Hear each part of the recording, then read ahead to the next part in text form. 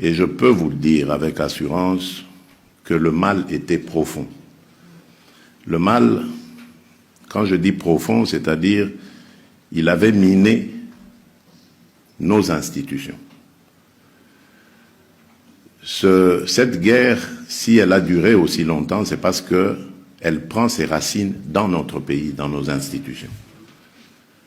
Donc ce que nous faisons est vraiment un véritable déboulonnage. Nous sommes non seulement en train de mettre en sécurité, définitivement d'ailleurs, je l'espère, nos compatriotes de l'Est qui ont payé un lourd tribut à cela, mais nous sommes aussi en même temps en train de mettre fin à cette infiltration dont nous avons été victimes pendant près de 30 ans maintenant. Car comme vous le savez, c'est depuis le génocide rwandais que le mal s'est invité chez nous. La communauté internationale avait demandé à ce que le Zaïre de l'époque ouvre ses frontières à ce peuple meurtri et à ces populations qui fouillaient le génocide. Mais malheureusement, en ouvrant nos portes, nous avons introduit ce qui va donner un prétexte plus tard à ce pays voisin, les génocidaires, et qui ont fait l'objet évidemment de poursuites, comme vous le savez. Et ces poursuites sont devenues aujourd'hui un prétexte pour 30 ans après, figurez-vous. Donc on continue à penser que ces gens qui ont 30 ans de plus que ceux qu'ils avaient à l'époque, donc ils doivent tourner autour de 60 ans, voire 70 ans pour certains même, si pas 80, constituent toujours une menace, soi-disant, pour ce voisin. Vous comprenez donc que ce n'est qu'un prétexte qu'on a brandi pendant longtemps pour justifier les infiltrations dans notre pays, la déstabilisation de l'Est.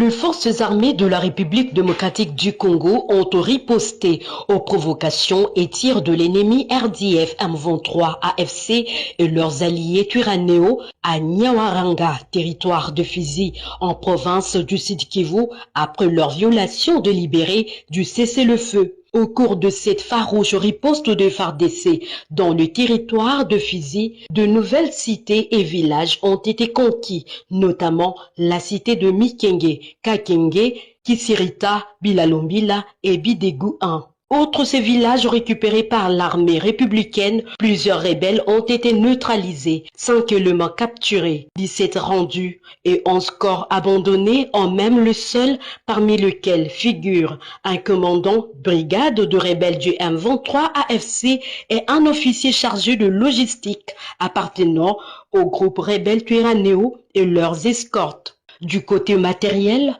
5 armes AK-47, 12,7 mm, un Motorola, un mortier 60 mm, un arme PKM, un pistolet laser anti-drone. Suivant les directives du chef d'état-major général de FARDC, le commandant ad intérim du secteur opérationnel, Sokola 2, Sud-Kivu, le colonel Apoko Bangala Michel, appelle la population de la cité de Mikenge et ses environs au calme et à demeurer vigilante contre toute campagne de diabolisation de l'armée rwandaise et ses supplétifs du M23 AFC et de leurs alliés Twirwanéo et Red Tabara. Le colonel Apoko Bangala souligne également que l'armée loyaliste reste déterminée à mettre hors d'état de nuire ces terroristes RDF M23 AFC, gage de leur devise, ne jamais trahir le Congo. Sanctionner Kagame, laisser les RDF, c'est lui donner, la chance de donner le pouvoir au RDF de continuer. Maintenant, cependant, qu'est-ce qui se passe ici? C'est que sanctionner le RDF, c'est carrément, comme on dit, KO debout, clé boa. Donc ici, c'est que tu bouges, on finit avec toi.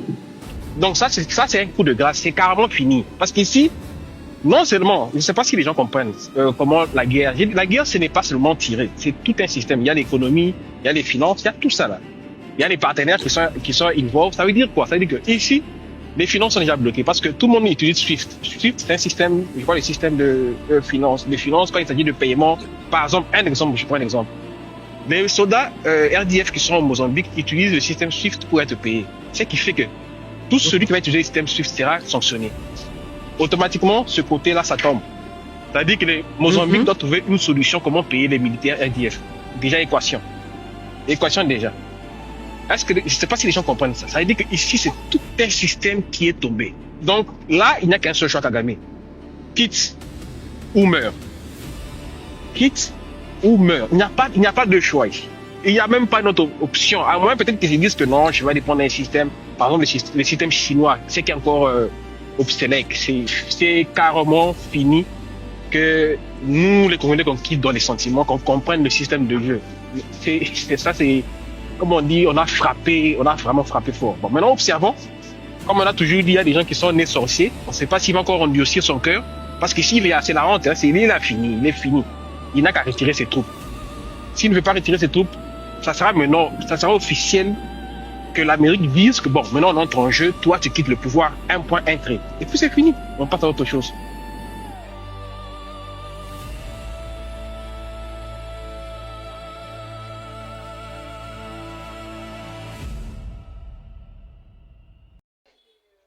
Voilà, les nouvelles sont bonnes et tout ce matin, tu as coupé sa actualité sécuritaire, il y a République démocratique du Congo. Nini école kana est de la République pendant ce temps, on a que sanction et tombaki na Rwanda. Maintenant na kati na yango Kagame asali kende tike a refusé a refusé autobengi l'ordre pour l'embargo de sanctions y a américain face à Rwanda. Mais Kagame na butu ba militaire rwandais bakobima na butu pour que le monde entier mona bangote. Tshisekedi alongi Tshisekedi alobaka na biso ba Congoman à cause de sentir bien que noye alongi na Congo na ndenge azak président de la République soki ke bitumba ya ese esi nde yango Tshisekedi alobaki ke akolobaki clair mandat na ye ezalaki réussite totale. Maintenant na kati nango awa pendant ce temps or ke awa tangu baye kopeta embargo ya munene parce que Rwanda bakotie na code Swift. Code Swift, aucun pays na monde entier ekopesa ta tonga na Rwanda. Soki pays wana mususu emeki kosala ngo baya yepe babambiki.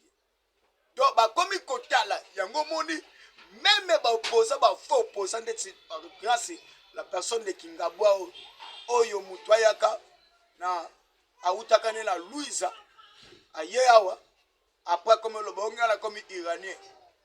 Oh na kimukolo parce que e ya bango Tshisekedi a fragilisé bango et maintenant nini sikota ngwe lekana. OK pendant ça libongo lobby rien réunion po ekotaki mais c'est noir po ekotaki na niveau ya Rwanda. Oh Paul Kagame président Kagame voisin africain utilisateur africain au bas distribué que non azalis maintenant guide suprême à niveau Afrique, puis en Afrique centrale, puis en sous-région. Ok, pendant que les États-Unis ou le département balobike maintenant bâti comme guide suprême, automatiquement Kagame connaît déjà son sort.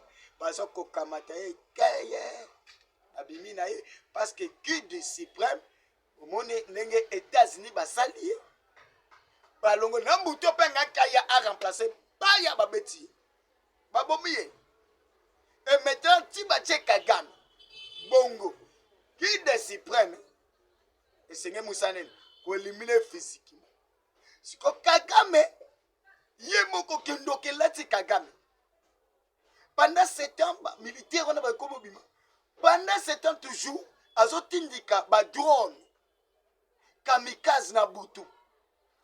Ok pendant tindika ba drone kamikaze ake ce qu'on a na situation de guerre est niveau ba drone moyen atindika suba ba base militaire ezate ka ba drone ekotake de drone kamikaze. Ok ba drone kamikaze tozoya l'Eric Prince et les FARDC misuka kari et mon kaka tanya et mon kaka to kwa ici ba drone ebele mokolo alobi na axe Ruchuru Mamenga na axe ya Minova Saki na axe côté oyo Mina Rubaya na colline ya Cyclombat oyo ya Minembo esika oyo ba drone ya kitiko douane mais de drone rwandais to battre yango pe ekoyi par terre. Donc qui réunion nordique un côté qui messe noir basala ki Congo na Rwanda lobby. Ça c'est Kagame. Na kati ya messe noir tozwa ki suffisamment des informations. Ya liboso zaki un Kagame aboyi kobima Congo. Pendant ce temps ba pesi embargo. Et na deuxième réunion oyo deuxième ordre du jour au basala qui a messe noire na liboso pour na Congo yabi bale ba ekolo ba clair. Rwanda vient de se décider de rompre les relations diplomatiques na États-Unis d'Amérique.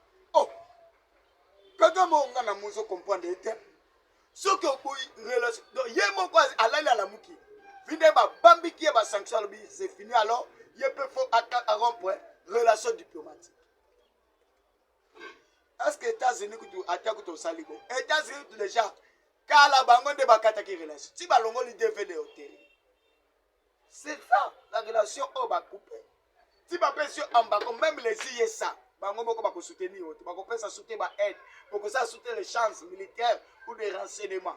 Maintenant, il y a déjà relation diplomatique. Si Balongo lui ambassadeur, il relation déjà. Il y a Rwanda, on a et ça, les États-Unis, le côté.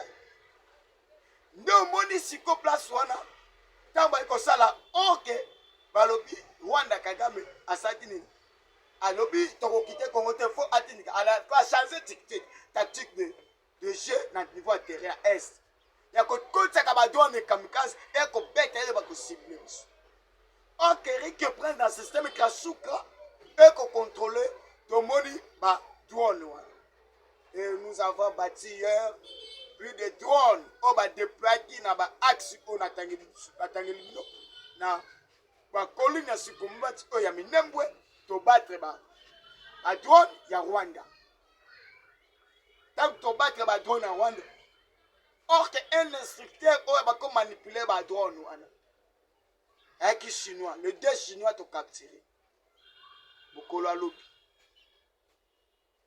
FRDC non aza fort le wazalendo le wazachou le Black Water Rick Prince baza tellement mal. C'est ça au monique accord Tshisekedi a signé dans les États-Unis où il est payé parce que tous ont vraiment suffisamment informé, tous ont capturé tout dans un par rapport à la position de l'ennemi, position qu'il y a derrière. Et tous ont combattre, c'est ça.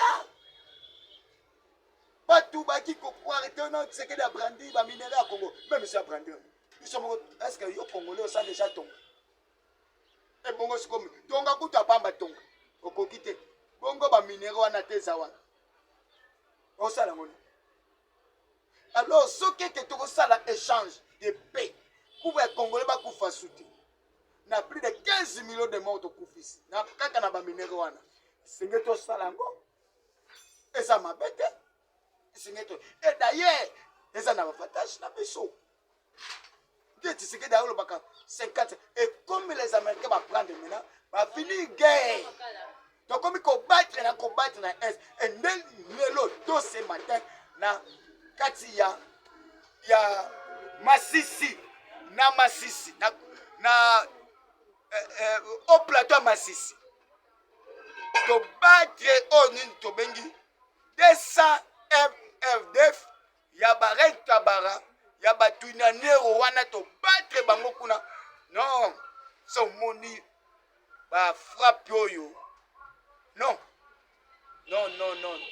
et vraiment na côté la bino image botel ndenge les forces armées le yibu o ba ko sala na niveau ya est et décision na bango ba suye il y a qu'on libérer le Congo, de récupérer le Congo une fois pour toutes. Parce que de 15 euros max, Kagame, Azokolanda, Maduro, to Akolanda, le guide suprême, il y a Iran. Fin match.